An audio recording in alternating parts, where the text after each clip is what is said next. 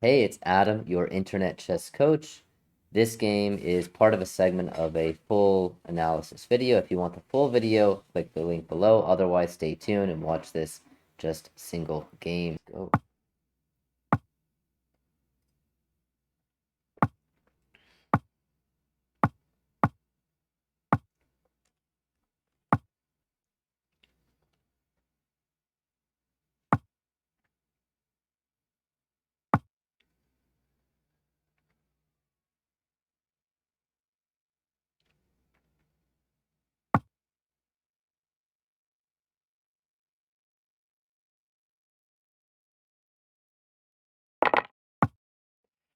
Trade of light squared bishops definitely favors black here. You could play g4, even though it looks weakening. In this case, white has a lot of space. Okay, that's an interesting move, securing the h4 square. You could take on f5. Okay, he just takes. Still covers the g4 square. Dark sword bishop trade, slightly favorable for white, although getting closer to a draw. I like the move g5, knight g6, knight f4 potentially, even though it looks a bit weakening because of h4. Yeah, now I don't like it. Okay, he goes f6 breaking. Hikaru secures position and castles. I'm assuming castles as well. Maybe knight d2 first. But yeah, castles makes just perfect sense. Here,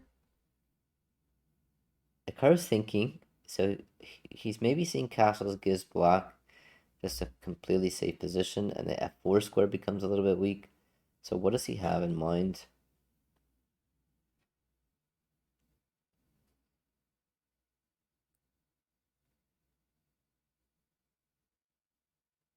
Taking a lot of time here. Maybe he's considering taking castles, rook f8, knight e2. Now he just castles. Okay, take, knight g6. Take. Maybe now black is not sure if he should take. I think just takes knight g6. And then you could trade off the rooks. Okay, this is why. So card takes the other way. Knight g6, knight h5, covering the f4 pawn. You have queen e7, queen h4 here. Knight d2, queen h4, queen f3, or queen g3, queen h4. Maybe just h3 and queen g3. Maybe not, though. Yeah, king g2, queen g3. Rook f7. Okay, let's go rook f2. Rook f8, rook f1. Queen h4. Queen c5, king g2. Maybe king h1. Or king g2. Probably king h1. Let's see what a card plays. Knight b3. Okay, secures the d4 square. Completely overlooked this. Purely playing defensively in the time that I was thinking defensively. Hikaru's gotten a strong knight in the center. I don't see why you can't just take this and play c6 or c5. Maybe just c6. Yeah, but f5 is coming. He sacks. He sacks a piece. This just loses. You can't trade queens here. Okay, he's down a knight. This should be quite simple now for white. For sure, black has a lot of pawns, but I don't think it's worth a full knight here. At least white has the ability to sack his knight back to get like 2 pawns, maybe. G5. Knight's coming to G4, then to F6. Knight F6. If H5, you could take en passant maybe. No, he reroutes his knight first. Okay, King D3. Let's just blockade the pawn.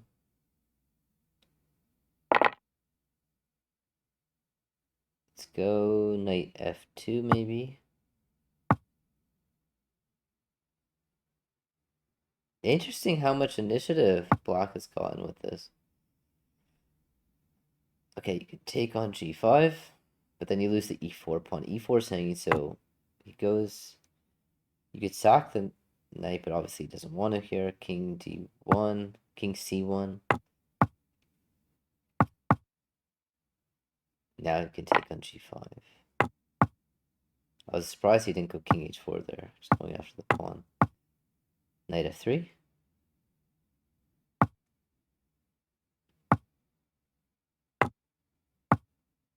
Now, it takes on e3. It takes on d2. That's extremely strong defense. Extremely strong. h4.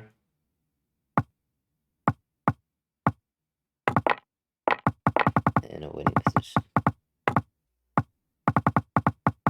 Still very fast.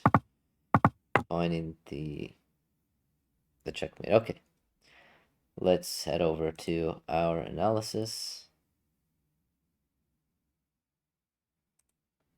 Game number 4. So we're going to do 5 games today. This is game number 4. Hope you're enjoying it. Again, link is below if you want to look at all the games in the study. And if you just want to watch the replay of the games, I'll also post a link of that with commentary, or if you just want no commentary. e4, knight c6. Black is changing his repertoire, going for the Nimzovich defense with d5 here. White gets a nice solid center. Black has gotten his bishop outside the pawn chain. Hikaru is just developing quite normally, not playing for a huge edge. Plays g4. Takes. Key idea in this structure for white is playing f5. If you can achieve it and activate pieces on the f-file, your pawns are headed towards the king side. That's your main plan. If you can achieve it, then you'll increase your space advantage and create the initiative on the king side. Knight g3, f6. I really like this move f6, challenging white center. Hikaru plays f4, just securing the center, and after castles, take. Hikaru didn't want to take with the f-pawn, weakening this f4 square permanently. After takes, queen takes or king takes, whatever. Black is going to bring this other rook back here and play knight g6, knight f4, and queen g5. And I think Black is perfectly fine here. You can even play knight f4, bring the other knight around, and Black is completely fine. Like, no problems, just slightly better position. Knight h5, queen d2, knight d2, rook f7, rook f1, knight b3, knight d4, and now white has the edge.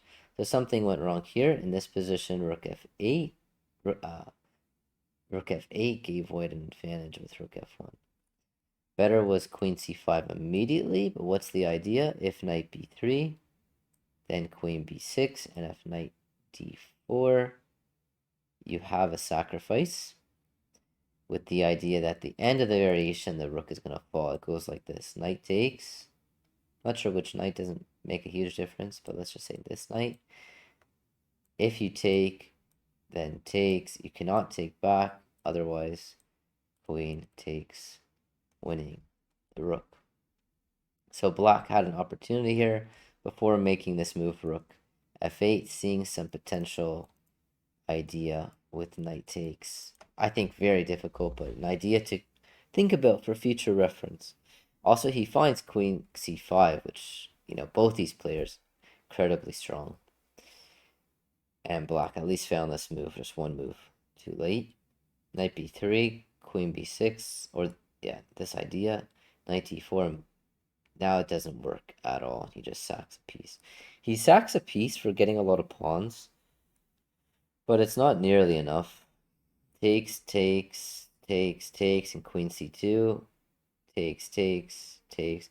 The problem is the engine says Black Okay, now it just has no advantage. But even if it had a slight advantage, I think the decision is very risky to stack a piece because if you can't find the way to proceed and white just needs to think about some defensive moves to block the pawns, then black is just lost, which happens in the game. I do think personally, like, I don't know if I'd be able to hold this as white, but from a theoretical point of view, white is for choice for sure. So Hikaru plays quite normal moves, moves that slightly improve his position, attempt to blockade the pawns, improving the knight, hitting the pawn, g5, knight h2, knight g1 I was very surprised about. The pawns are rolling really fast, e4, and black has a nice advantage here, which is kind of interesting from my perspective because I wouldn't think that this would be something to aim for in the game. And not only is it potentially good in blitz, because you're putting so much pressure on the opponent, if you can find the way to continue, of course, but in a classical game, imagine sacking for this many pawns and the engine says you have a -4 advantage. Pawn d4. A better move was taking, and reusing this knight, moving it somewhere, even trading off a pair of knights to play the move d4 and just get the 3 pawns marching down the board. It says it's overwhelming. The knight would not be able to not only stop the pawns, but black can pick up this pawn on g5 as well. Sample line would go knight f2, king f4,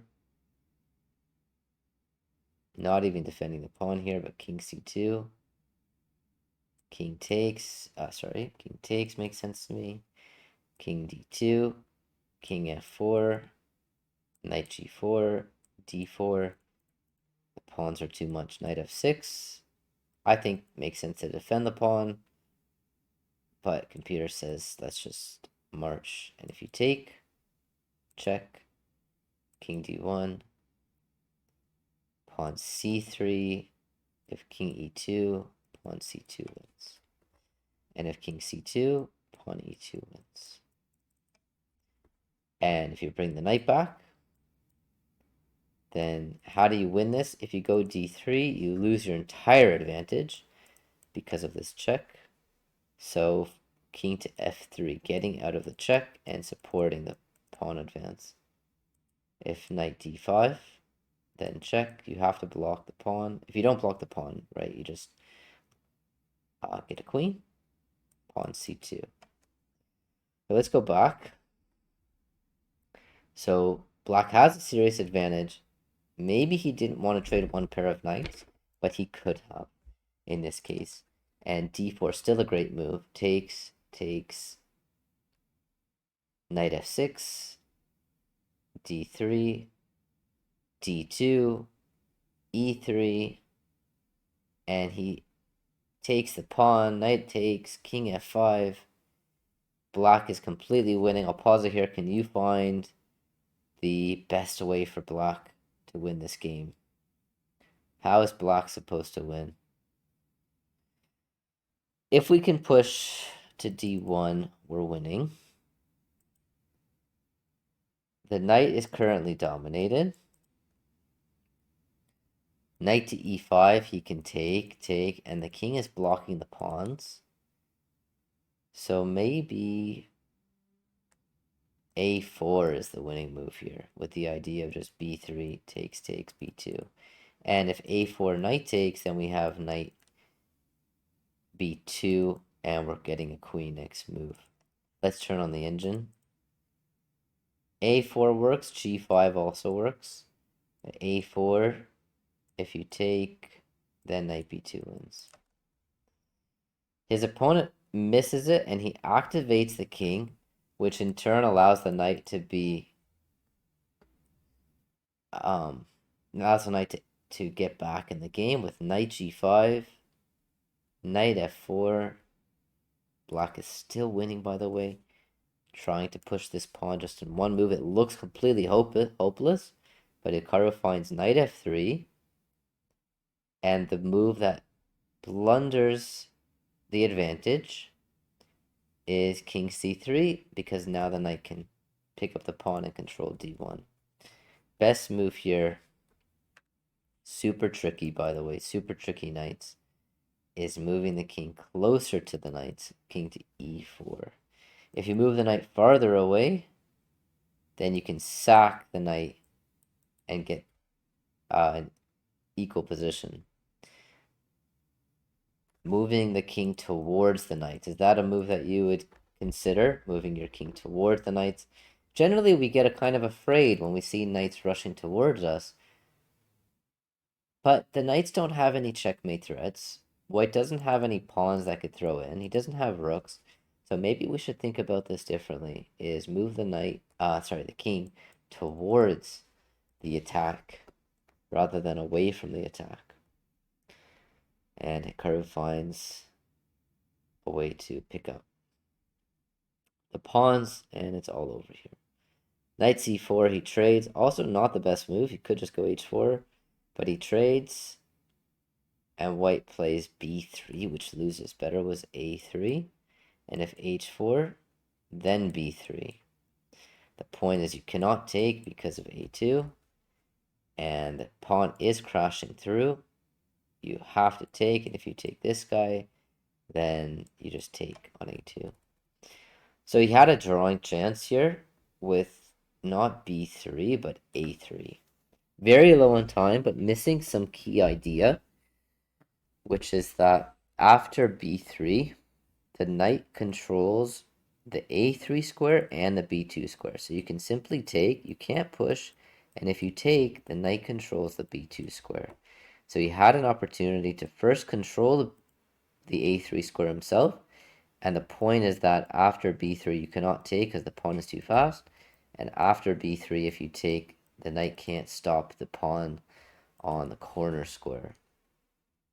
Very instructive, and the rest of the game quite simple, so that's why I went through it a little bit faster. Okay, let's head to our sheets page. And game number 4. Hikaru plays e4 again.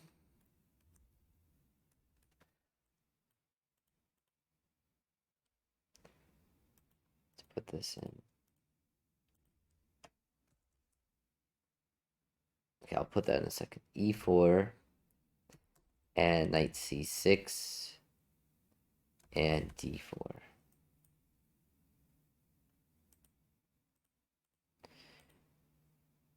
Hikaru was white and speed of light was black this game. Main reason for win, Hikaru. Well, I think one thing that the players were unsure about was, I'll put this in notes. I believe the players were unsure about the evaluation and didn't realize black had a huge advantage with all those pawns. And because of this, black was, it seemed a bit panicky, seemed rush to use his pawns instead of finding the most accurate way to maybe slowly advance them. With the knights on the board, it can be quite confusing as to what is our main way to proceed. Black could have traded a pair of knights and still use his extra pawns to advance. which is interesting. Even at the end, black had a chance to not rush, but find the critical way to continue. Missed it. Okay, main reason for win is black was unsuccessful in finding the correct way to continue, and white found the only defensive idea to cover the d1 square. It was literally just one move, one tempo, d1 square. Black should have brought his king closer to the knights, not farther.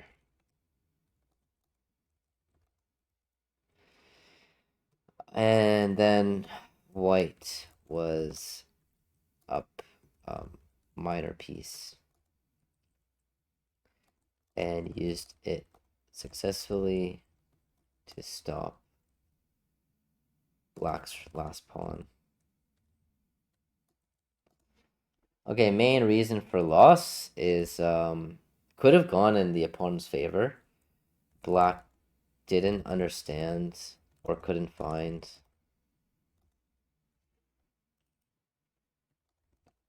the best way to advance his pawns. All right, last game for today.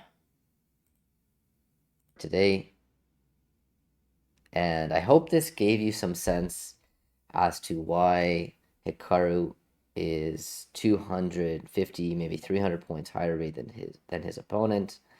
Definitely gives a sense as to why he's the top dog or second best player behind Magnus.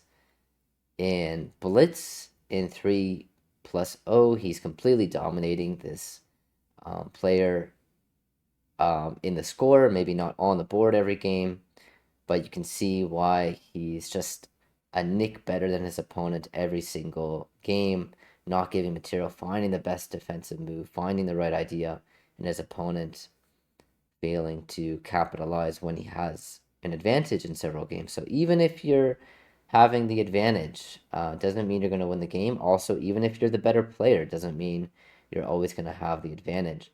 Hikaru's defensive play was enough to make it very difficult for his opponent to find the win. Anyways, guys, hope you enjoyed today, and this was Hikaru Analysis Game. I'll see you next time. Bye for now.